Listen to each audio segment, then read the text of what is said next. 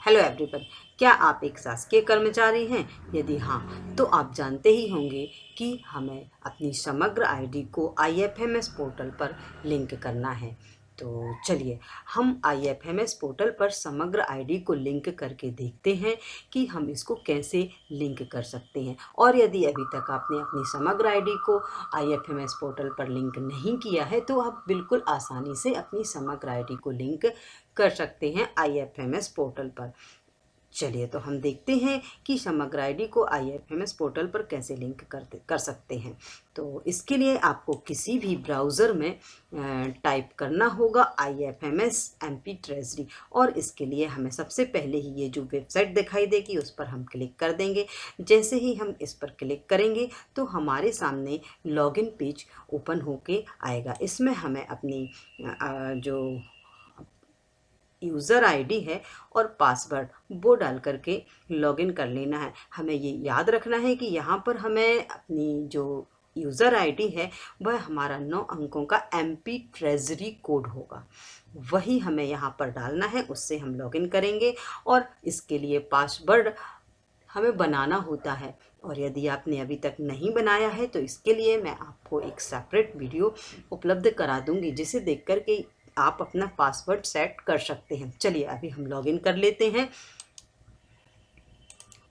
चलिए, जैसे ही हम इसमें कैप्चा फिल करेंगे और लॉगिन पर क्लिक करेंगे तो थोड़ी देर प्रक्रिया होगी और इसके बाद हम आईएफएमएस पोर्टल पर लॉगिन हो जाएंगे अपनी आईडी और पासवर्ड के साथ। तो जैसे ही हमें आप इस लॉगिन पेज के बाद हम इस इंटरफेस पर आएंगे, हमें यहाँ पर आप देख सकते हैं HRMIS होम ये दिखाई देगा, और उसके यदि हम उस पर क्लिक करेंगे तो हमें उसके नीचे ESS अर्थात एम्प्लॉय सेल्फ सर्विस का ऑप्शन दिखाई देगा, और इस पर हम क्लिक कर देंगे। और हम इस पर जैसे ही क्लिक करेंगे तो ये विंडो हमारे सामने ओपन होकर आएगी, और इस विंडो में आप ये सेकंड वाला ये देख सकते हैं ऑप्शन ई प्रोफाइल का।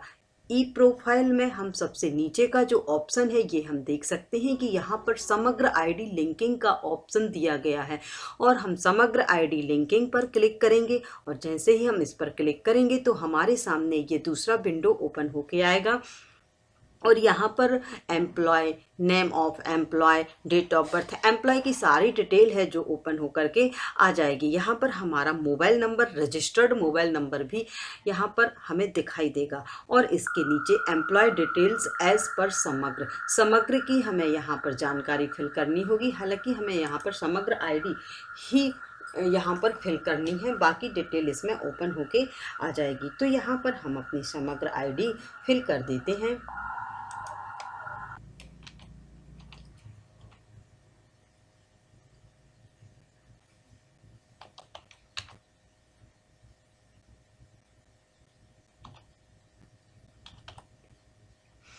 चलिए, समग्र आईडी को फिल करते ही हम वैलिडेट पर क्लिक करेंगे।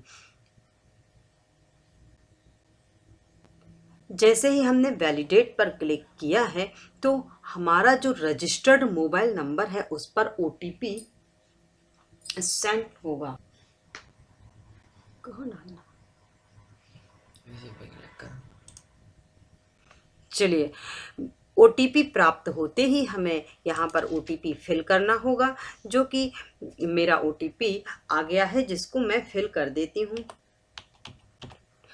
OTP को फिल करते ही हम ओके पर क्लिक करेंगे, और इसके बाद OTP वेरीफाइड सक्सेसफुली का हमें ऐसा मैसेज दिखाई देगा, और ये हमारी जो रिक्वेस्ट है हमारे DDO में सेंड हो जाएगी, और जैसे ही वो वेरीफाई कर देंगे तो हमारी समग्र आईडी IFMS पोर्टल पर लिंक हो जाएगी। बस इतना सा ही काम है। यदि इसमें कोई एरर आता है तो केवल इसलिए सबसे पहले हमें ये चेक करना होगा कि हमारी जो समग्र आईडी है उसमें और आधार कार्ड में नाम और DDO और जो हमारे IFMS पोर्टल है इस पर नाम की स्पेलिंग सेम होनी चाहिए।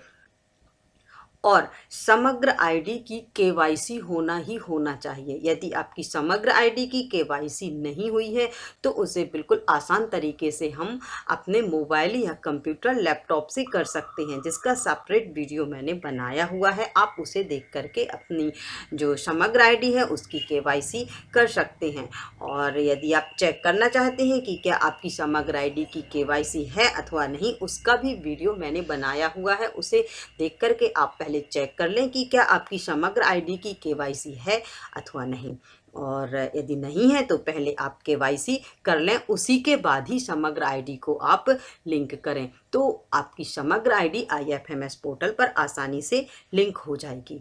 और यदि आपको वीडियो पसंद आया हो तो वीडियो को लाइक करें, चैनल को सब्सक्राइब अवश्य कर लें ताकि आने वाले वीडियो का नोटिफिकेशन आपको मिल सके और आप इसी प्रकार के वीडियो का लाभ ले सकें। तो चलिए अब मिलते हैं हम अपने अगले वीडियो में। जय हिंद, जय भारत।